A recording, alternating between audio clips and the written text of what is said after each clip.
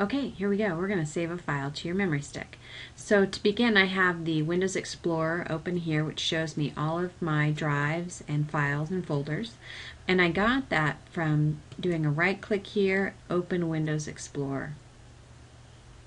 So with that open, I see my memory stick right here is called Superstar. I have my C drive, which is the internal hard drive, a CD drive, and then a memory stick. I want to first make a folder. That was a right click to get the shortcut menu to come up. Click open and folder, and I'm going to call this samples.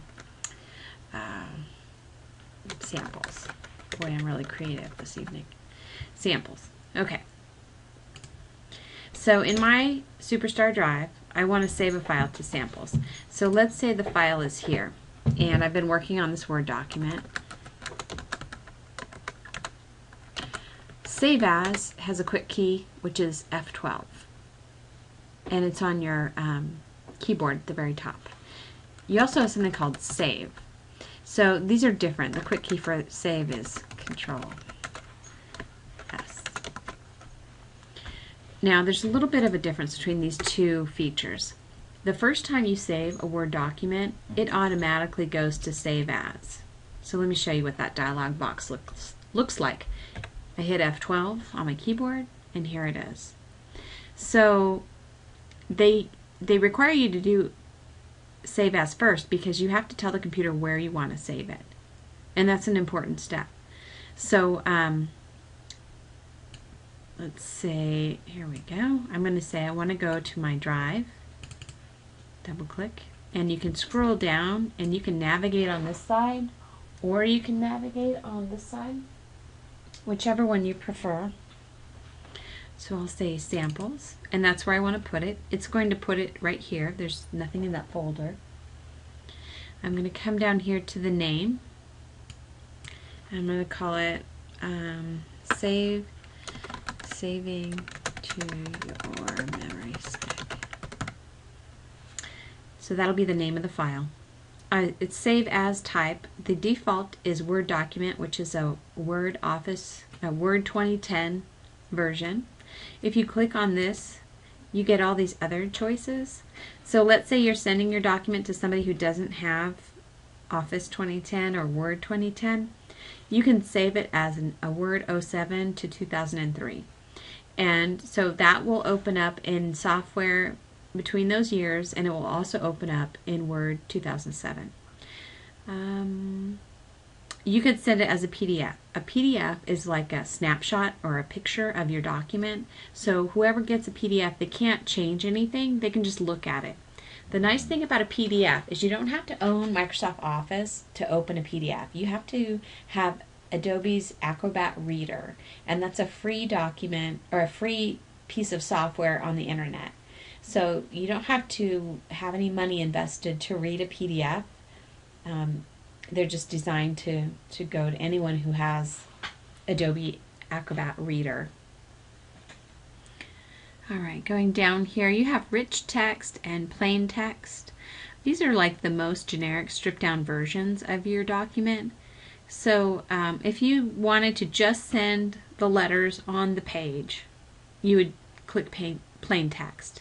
And that can be helpful because maybe somebody's going to take the text you've written and put it into a magazine page, right? So they have this fancy software that lays out these beautiful magazine pages. They just want your words. They don't want anything else. So I would save it as a plain text and email that to them because they're going to make it pretty. And the rest of this stuff I don't use very often. There's open document text, which I think has to do with Open Office, but I don't do a lot with Open Office, and it's not like I'm anti-Open Office.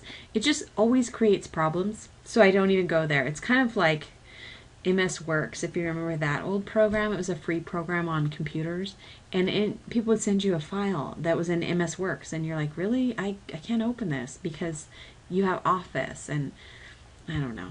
I guess I'm just pro Office, but I love Office. I've been working in it 10 years. It's like putting on an old pair of jeans. Okay, so let's say we're going to keep it in the Word document, in most current form of Word, which is Word 2010. And we're going to hit Save. All right, so it should be saved. We can click here to this window and click on samples, and here it is, saving to your memory stick. So it's easy to check to make sure that it's there. It's in the computer, in the thumb drive, in the folder called samples. Excellent. All right, so I want to go back here. I'm going to close this. Oh, I want to talk briefly about save as versus save. Okay, so once you do save as, the computer knows where you want to save it. It knows what file format you want to save the file in. From then on out, you can hit Control S, and it will just resave over that same document in that same location. So that's the difference between save as and save. Save really should be called resave, because all it does is saves over what you've been working on in the same spot. Save as will let you pick a different spot or change the format. And so you can make copies that way. Let's say you have a letter, you have a breakup letter, right? And you send this to the boy when you're going to break up with him. And then you go with another boy, and then you decide you want to break up with him. You can open up that old letter to John, who's the first boyfriend, and then change the word John to Jeff, and then print that letter and save it as the Jeff letter instead of the John letter. So you can see save as is really handy if you have a form letter. Send it out to several people. You can go in, just change a few things, save it under a different name, maybe a different location depending on how you're going to organize things. And it saves you a lot of time. So I bet you won't forget that. I'm just kidding about the breakup letter, by the way. I never had one of those. All right, we're going to close it. We can go up here to File and Close. That's one way to do it. I'm all about quick keys though, so from here I'm going to hold Control down on my keyboard and I'm going to hit the letter W. Do you want to save changes made to saving immersion? Sure. And it's gone. So now I have a couple choices. I can go up here, I can minimize the program. So what happened, there's the document closed, but the program is still open. And this is important because when you open and close applications, you use memory. So in order to not do that and suck all the memory out, you use minimize. And what that does is it just puts it down on the taskbar on the bottom of the screen. This will make it full screen, which I'm not going to do because it's going to go outside of the viewing area that I'm recording on my desktop. This is your close. That closes the application. So when you close and open, close and open, close and open an application, you're using up your memory. You can open and close documents all day long and it doesn't affect the memory. It's when you use these buttons up here that you're sucking memory by closing and opening and closing and opening. So I prefer to minimize, which takes it down and puts it on memory. Puts it on this taskbar down here. And so you can see I have far too many applications open. I've been doing a lot of stuff tonight. So now if I go back, like if I click on my Word document, it shows me I have a blank page open. Okay. So back here, let's see. You have a couple options on how you look at this file. And so this little button right here, it's called Change Your View.